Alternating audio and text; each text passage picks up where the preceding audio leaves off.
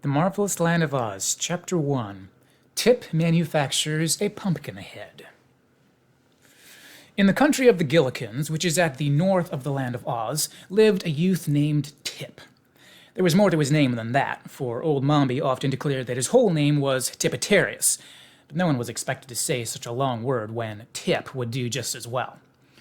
This boy remembered nothing of his parents, for he had been brought when quite young to be reared by the old woman known as Mombi, whose reputation, I am sorry to say, was none of the best.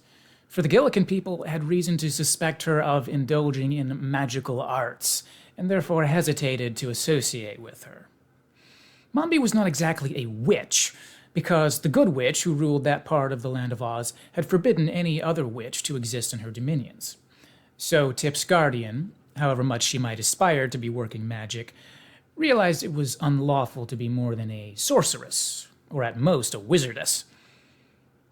Tip was made to carry wood from the forest, that the old woman might boil her pot. He also worked in the cornfields, hoeing and husking, and he fed the pigs and milked the four-horned cow that was Mombi's especial pride. But you must not suppose he worked all the time, for he felt that would be bad for him. When sent to the forest, Tip often climbed trees for birds' eggs, or amused himself chasing the fleet white rabbits, or fishing in the brooks with bent pins. Then he would hastily gather his armful of wood and carry it home. And when he was supposed to be working in the cornfields and the tall stalks hid him from Mombi's view, Tip would often dig in the gopher holes, or, if the mood seized him, lie upon his back between the rows of corn and take a nap.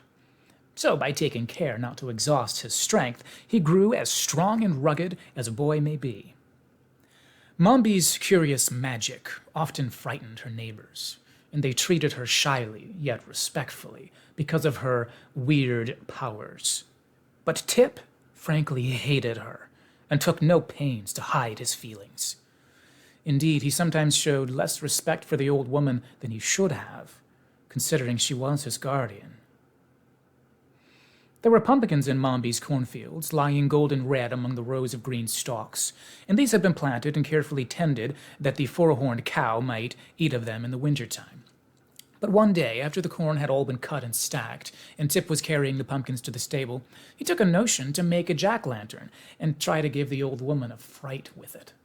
So he selected a fine, big pumpkin, one with lustrous orange-red color, and began carving it. With the point of his knife, he made 2 round eyes, a 3-cornered nose, and a mouth shaped like a new moon. The face, when completed, could not have been considered strictly beautiful, but it wore a smile so big and broad, and was so jolly in expression, that even Tip laughed as he looked admiringly at his work. The child had no playmates, so he didn't know that boys often dig out the inside of a pumpkin jack, and in the space thus made put a lighted candle to render the face more startling. But he conceived an idea of his own that promised to be quite as effective. He decided to manufacture the form of a man who would wear this pumpkin head and to stand it in a place where old Mombi would meet it face to face. And then, said Tip to himself with a laugh, she'll squeal louder than the brown pig does when I pull her tail, and shiver with fright worse than I did last year when I had the ague, which is a fever, apparently. I had to look that one up. He had plenty of time to accomplish this task, for Mombi had gone to a village to buy groceries, she said, and that was a journey of at least 2 days. So he took his axe to the forest and selected some stout, straight saplings, which he cut down and trimmed of all their twigs and leaves.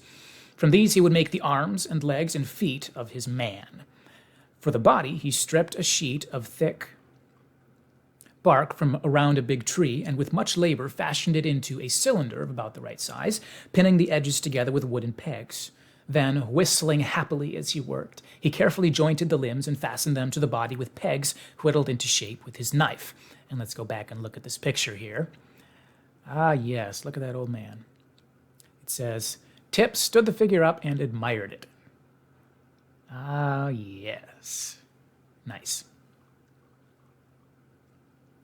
By the time this feat had been accomplished, it began to grow dark, and Tip remembered he must milk the cow and feed the pigs. So he picked up his wooden man and carried it back to the house with him. During the evening, by the light of the fire in the kitchen, Tip carefully rounded all the edges of the joints and smoothed the rough places in a neat and workmanlike manner. Then he stood the figure up against the wall and admired it. It seemed remarkably tall, even for a full-grown man. But that was a good point in a small boy's eyes, and Tip did not object at all to the size of his creation.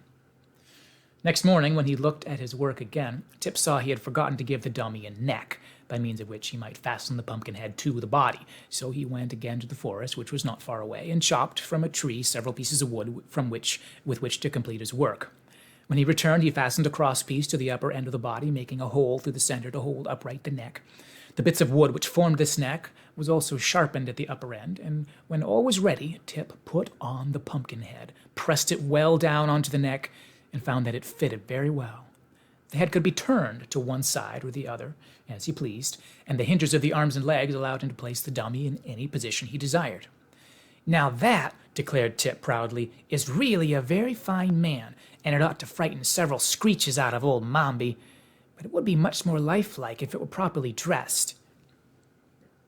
To find clothing seemed no easy task, but Tip boldly ransacked the great chest in which Mombi kept all her keepsakes and treasures, and at the very bottom he discovered some purple trousers, a red shirt, and a pink vest which was dotted with white spots.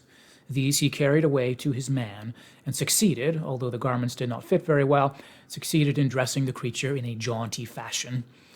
Some knit stockings belonging to Mombi and a much-worn pair of his own shoes completed the man's apparel, and Tip was so delighted that he danced up and down and laughed aloud in boyish ecstasy. "I must give him a name," he cried. "So good a man as this must surely have a name. I believe," he added after a moment's thought, "I will name the fellow Jack Pumpkinhead."